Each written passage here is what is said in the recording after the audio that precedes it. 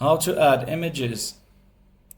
How to add images and photos on Openshot. Hey everyone and welcome back to our channel. Today's video is a quick tip on adding images and photos to your Openshot videos. Images are a great way to break up video clips, add visual interest, or showcase important information.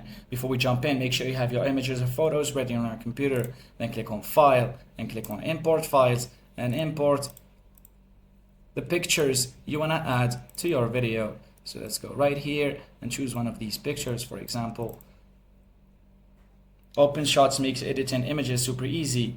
So with your Openshot project open, simply find your image file in the computer's file explorer and drag and drop it, or do as I did right here.